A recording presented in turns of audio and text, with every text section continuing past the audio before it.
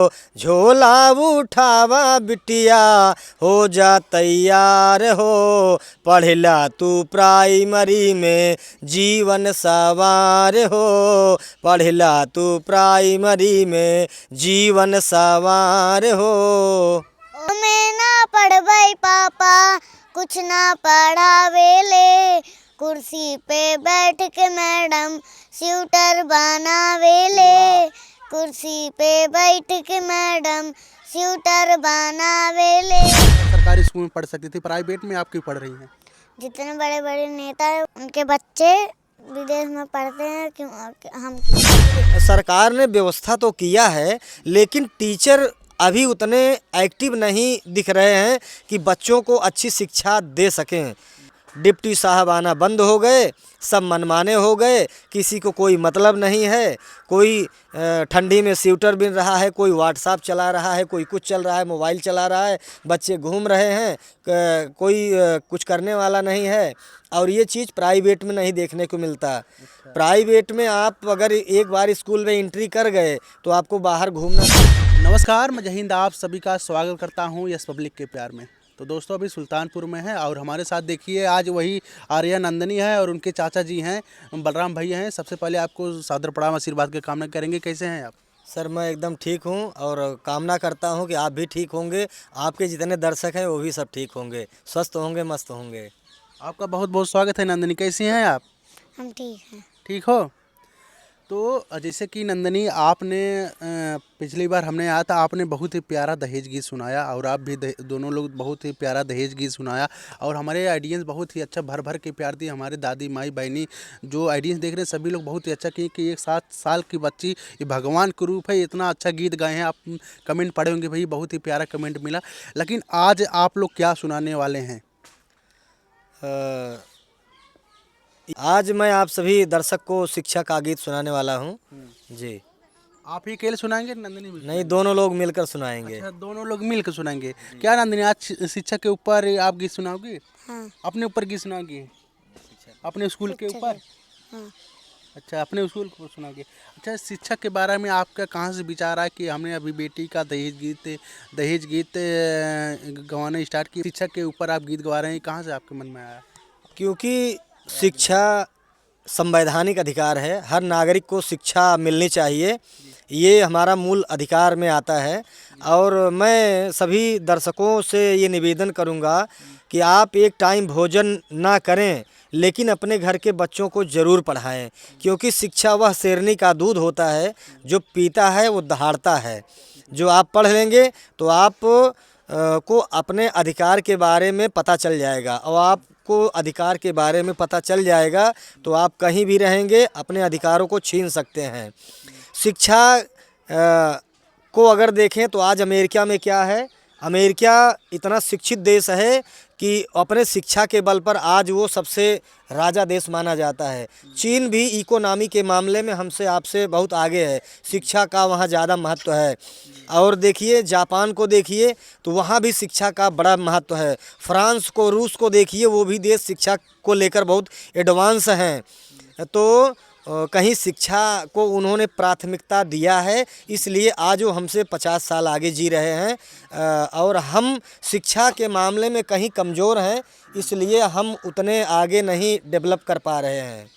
अच्छा, ये जो आप गीत सुनाएंगे शिक्षा के ऊपर, वो किस प्रकार के गीत है? ये गीत प्राइवेट और सरकारी स्कूल में कंपैरिजन किया गया है। अच्छा जी। तो कहीं प्राइवेट वाले थोड़ा व्यवस्था ज़्यादा देते हैं, पढ़ाई पर ज़्यादा ध्यान देते हैं, और सरकारी में सरकार ने व्यवस्था तो किया है लेकिन टीचर अभी उतने एक्टिव नहीं दिख रहे हैं कि बच्चों को अच्छी शिक्षा दे सकें। चूँकि मैं आपको बताऊं, जब हम लोग कक्षा 1, 2, 3 में पढ़ते थे तो डिप्टी साहब आते थे, और जिस दिन डिप्टी साहब आते थे तो टीचर से लेकर बच्चों तक की सबकी खटिया खड़ी हो जाती थी, सब लोग डर जाते थे। लेकिन अब डिप्टी साहब आना बंद हो गए, सब मनमाने हो गए, किसी को कोई मतलब नहीं है।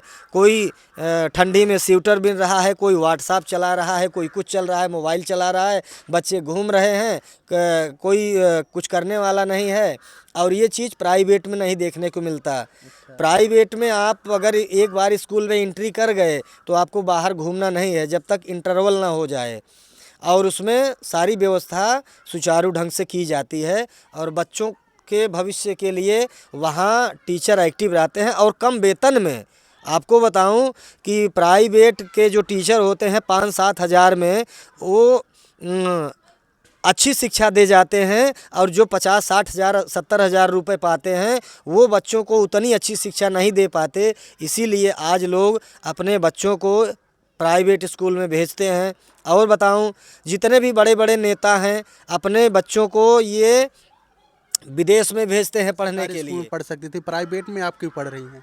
जितने बड़े बड़े नेता है वो उनके बच्चे विदेश में पढ़ते हैं, क्यों हम क्यों नहीं? मतलब बेटी प्राइवेट की पक्ष कर रही हैं और आप सरकारी के पक्ष कर रहे हैं। हमारे चैनल पे अंतिमा तिवारी गाना गाई थी और वो प्राइवेट के ऊपर गाई थी कि पढ़ाई बिजनेस हो गया है। तो देखिए आज ये क्या सुनाने वाले हैं चाचा और भतीजी। चलिए नहीं सुनते हैं। पहले कौन स्टार्ट करेगा?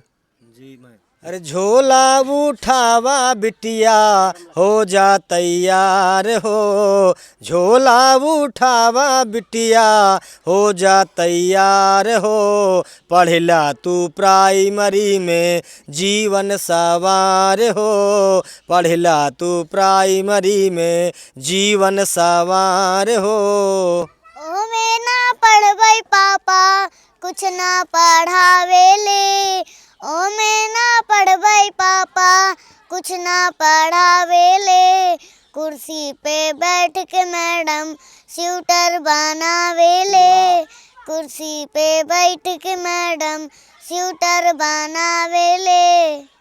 मुफ्त में मिली उहवा झोला किताब हो, मुफ्त में मिली उहवा झोला किताब हो, रंग रंग के भोजन खाबू मिले स्वाद हो, रंग रंग के भोजन खाबू मिले स्वाद हो।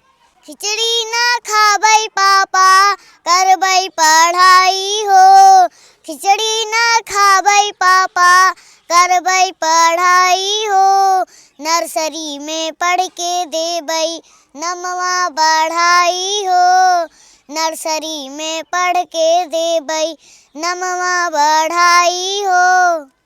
हमहूँ तो पढ़े बिटिया नर्सरी स्कूल में, हमहूँ तो पढ़े बिटिया नर्सरी स्कूल में, नौकरी ना मिली कौनो डिग्री गई धूल में, नौकरी ना मिली कौनो डिग्री गई धूल में। नेताजी आपन बेटवा विदेश पढ़ावेले, नेताजी आपन बेटवा विदेश पढ़ावेले, पढ़ के जब आवे अच्छी नौकरी धरावेले, पढ़ के जब आवे अच्छी नौकरी धरावेले, पढ़ के जब आवे अच्छी नौकरी धरावेले। मैडम जी बैठ के कुर्सी पे स्वेटर बनावेले। आप लोग को ये गीत कैसा लगा कमेंट करके ज़रूर बताइएगा।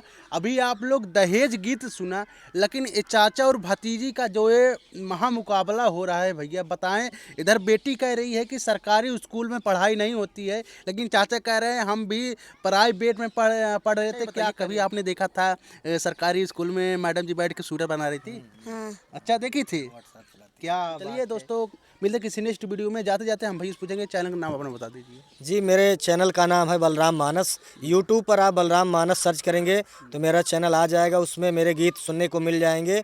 और फेसबुक पर अगर खोजना हो तो बलराम मानस भजन सिंगर के नाम से मेरा आईडी है, उस पर आप खोजेंगे तो मेरा आईडी मिल जाएगा, उसमें मेरे सभी गीत सुनने को सभी दर्शकों को मिल जाएंगे।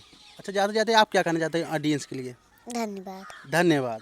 क्या बात है। तो दोस्तों वीडियो कैसा लगा, आशा करता हूँ अच्छा लगा होगा। तो चलिए मिलते हैं किसी नेक्स्ट वीडियो में। नमस्ते, प्रणाम, बाय बाय।